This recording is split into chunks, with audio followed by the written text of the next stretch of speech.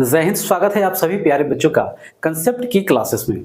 और आज का वीडियो काफी मजेदार होने वाला है क्योंकि आज के वीडियो में हम लोग सीखने वाले हैं नंबर सिस्टम यानी कि संख्या पद्धति। तो आइए सबसे पहले हम लोग सीखते हैं नंबर सिस्टम में कि प्राकृतिक संख्या यानी कि नेचुरल नंबर्स किसे कहते हैं। क्या सीखेंगे हम लोग? प्राकृतिक संख्याएं यानी कि नेचुरल नंबर्स। तो प्राकृतिक संख्याएं हम कहते किसको हैं? तो आपको पता है कि गिनती हम कहां से शुरू करते हैं? तो 1 से शुरू करते हैं और गिनती के संख्या को ही हम क्या कहते हैं? प्राकृतिक संख्या कहते हैं। तो प्राकृतिक संख्या हम किसे कहेंगे? तो गिनती के संख्या को ही हम क्या कहेंगे?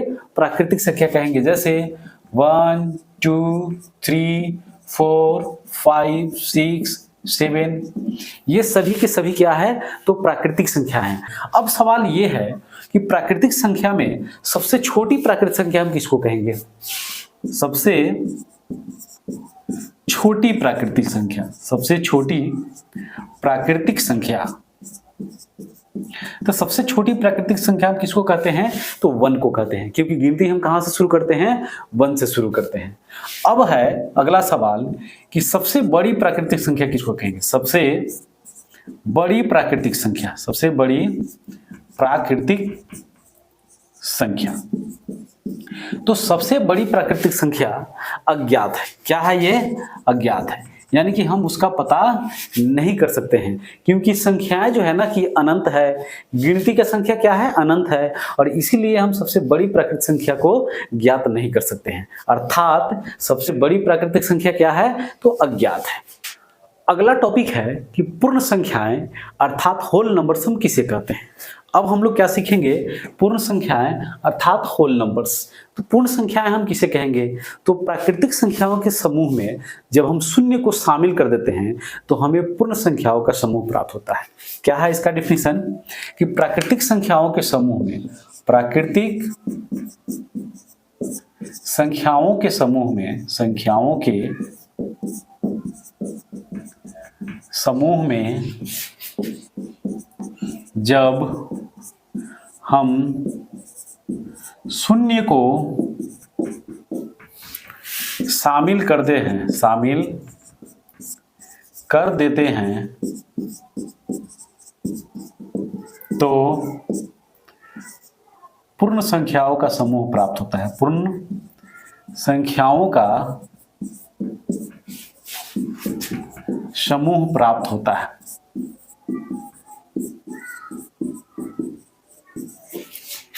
क्या है इसका डेफिनेशन? कि जब प्राकृतिक संख्याओं के समूह में हम शून्य को शामिल कर देते हैं तो क्या प्राप्त होता है हमें? तो पूर्ण संख्याओं का समूह प्राप्त होता है। जैसे आप देख सकते हैं प्राकृतिक संख्या क्या है? तो 1 2 3 4 5, ये सभी के सभी क्या है? तो ये सभी के सभी प्राकृतिक संख्या है। और इस समूह में जब हम शून्य को शामिल कर देंगे तो हमें क्या प्राप्त होगा? कि ये पूर्ण संख्याओं का समूह प्राप्त हो गया। क्या हो गया? पूर्ण संख्याओं का समूह। अब सवाल है कि सबसे छोटी पूर्ण संख्या क्या है? सबसे छोटी पूर्ण संख्या, सबसे छोटी पूर्ण संख्या। तो सबसे छोटी पूर्ण संख्या हम किसको कहेंगे? तो शून्य को कहेंगे, यानी कि 0 को कहेंगे। अब अगला सवाल है कि सबसे बड़ी पूर्ण संख्या क्या है? सबसे बड़ी पूर्ण संख्या, सबसे बड़ी पूर्ण संख्या। तो सबसे बड़ी पूर्ण संख्या भी क्या है? अज्ञात है, इसका हम पता नहीं लगा सकते। अब एक और चीज आप ध्यान से समझे कि ये सब आप 0 को छोड़ देंगे तो ये सब के सब क्या है? तो प्राकृतिक संख्या है। अर्थात सभी प्राकृतिक संख्याएं पूर्ण संख्याएं हो सकती है, लेकिन सभी पूर्ण संख्याएं प्राकृतिक संख्याएं नहीं हो सकती है। तो अगला पॉइंट क्या हम लिख सकते हैं? कि सभी प्राकृत संख्याएं, प्राकृत संख्याएं पूर्ण संख्या हो सकती है, पूर्ण संख्या हो सकती है, लेकिन सभी पूर्ण संख्याएं, सभी पूर्ण संख्याएं प्राकृतिक संख्या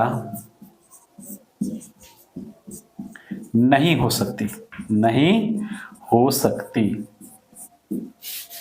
यानी कि आप देख सकते हैं ये 1 2 3 4 5 ये सब पूर्ण संख्याओं के समूह में शामिल है। अर्थात सभी प्राकृतिक संख्याएं पूर्ण संख्याएं हो सकती है, लेकिन प्राकृतिक संख्या के समूह में 0 नहीं है। अर्थात सभी पूर्ण संख्याएं प्राकृतिक संख्याएं नहीं हो सकती। तो अब हम लोग सीखेंगे पूर्णांक यानी कि इंटीजर्स, यानी कि पूर्णांक संख्याएं क्या होती है।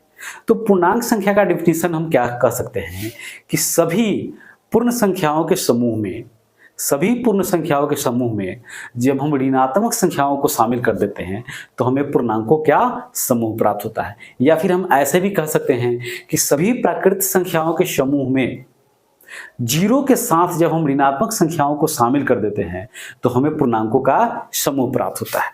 क्या हो जाएगा इसका डिफिनेशन कि प्राकृतिक संख्याओं के समूह में, प्राकृतिक संख्याओं के समूह में, संख्याओं के समूह में जब शून्य के साथ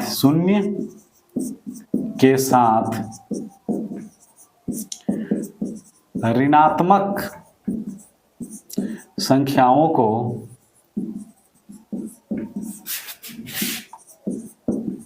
शामिल कर दिया जाता है तो पूर्णांकों का समूह प्राप्त होता है, पूर्णांकों का समूह प्राप्त होता है।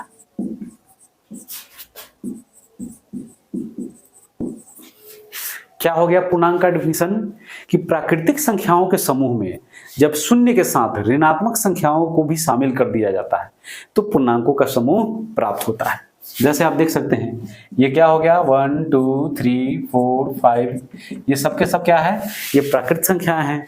अब इसमें हमें शामिल क्या करना है तो 0, और 0 के साथ हमें ऋणात्मक संख्या -1 -2 -3 -4 -5 इस प्रकार से आप ऋणात्मक संख्याओं को भी आप इसमें शामिल कर देंगे तो क्या प्राप्त होगा, तो पूर्णांकों का समूह प्राप्त होगा। और पूर्णांकों के समूह को हम किससे सूचित करते हैं तो कैपिटल I से सूचित करते हैं। पूर्णांकों के समूह को, पूर्णांकों के समूह को I द्वारा सूचित किया जाता है, I द्वारा सूचित किया जाता है।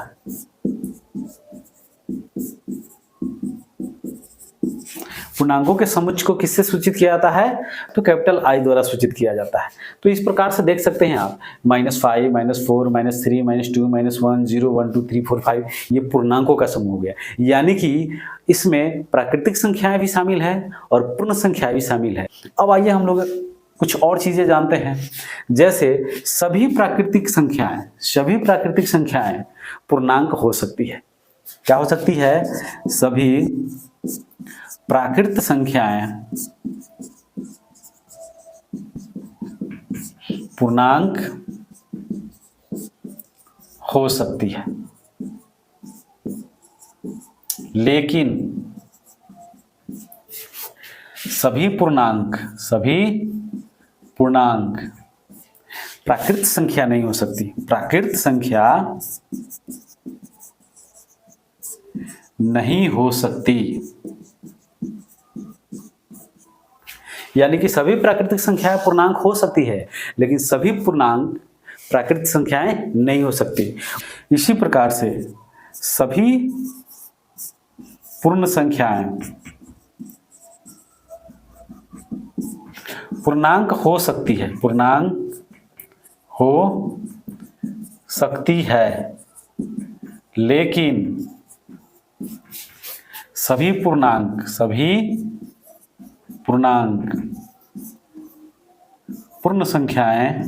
पूर्ण संख्या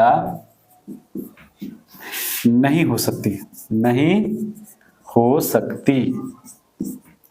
आप देख सकते सभी पूर्ण संख्याएं पूर्णांक हो सकती है लेकिन सभी पूर्णांक पूर्ण संख्याएं नहीं हो सकती है। यहाँ आप देख सकते हैं कि पूर्णांकों के समूह में क्या है, प्राकृतिक संख्या भी शामिल है, पूर्ण संख्या भी शामिल है। इसका मतलब सभी प्राकृतिक संख्याएं पूर्णांक हो सकती है लेकिन सभी पूर्णांक प्राकृतिक संख्या नहीं हो सकती। उसी प्रकार से सभी पूर्ण संख्याएं पूर्णांक हो सकती है लेकिन सभी पूर्णांक पूर्ण संख्या नहीं हो सकती। अब सवाल है कि सबसे छोटी पूर्णांक। सबसे छोटी पूर्णांक क्या है? तो ये क्या है? अज्ञात है। सबसे छोटी पूर्णांक क्या है? अज्ञात है। उसी प्रकार से सबसे बड़ी पूर्णांक भी क्या है? अज्ञात है। यानी कि न हम सबसे छोटी पूर्णांक संख्या ज्ञात कर सकते हैं और न ही सबसे बड़ी पूर्णांक संख्या ज्ञात कर सकते हैं। तो आइए अब हम लोग जानते हैं सम संख्या यानी कि इवन नंबर्स किसे कहते हैं। क्या है अगला टॉपिक? सम संख्याएं यानी कि इवन नंबर्स।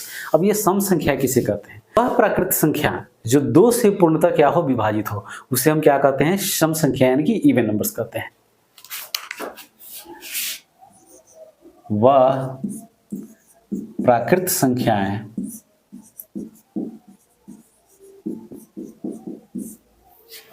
जो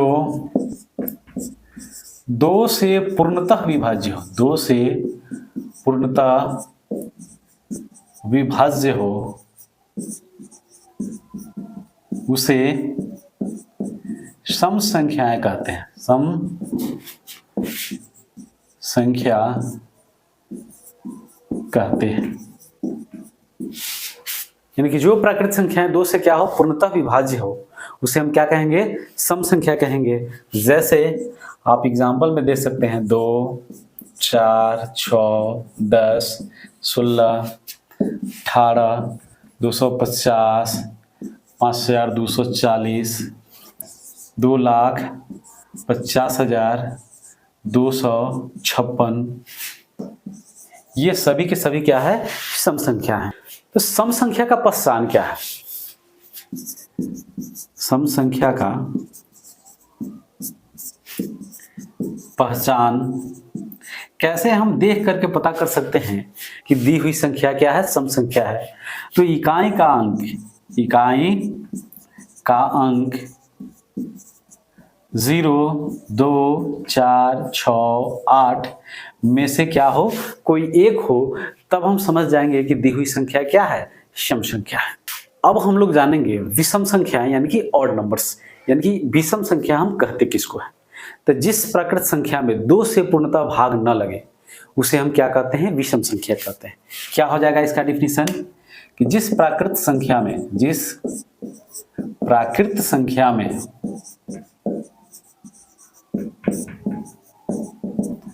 2 से पूर्णतः भाग न लगे, उसे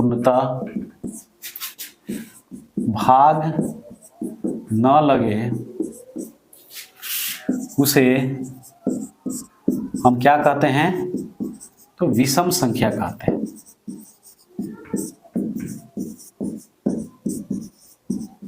जिस प्राकृतिक संख्या में 2 से पूर्णतः भाग न लगे उसे हम क्या कहते हैं? विषम संख्या कहते हैं। जैसे 1, 3, 5, 7, 9, 11, 13 और भी बहुत सारी संख्या हो सकती है। 221, 5213, ये सभी के सभी क्या है? विषम संख्या है। अब विषम संख्या का पहचान क्या है? तो विषम संख्या का पहचान है कि इकाई के अंक पर, इकाई के स्थान पर क्या होगा? 1, 3, 5, 7, 9, इस सभी में से कोई एक संख्या होगा। तब हम समझ जाएंगे कि दी हुई संख्या क्या है? तो विषम संख्या है। इकाई के स्थान पर क्या होना चाहिए? तो 1, 3, 5, 7, 9 में से कोई एक अंक रहेगा, तो हम समझ जाएंगे कि संख्या क्या है? विषम संख्या है। तो आज के वीडियो में इतना ही, फिर मिलते हैं अगले वीडियो में। Thank you, wish you all the best.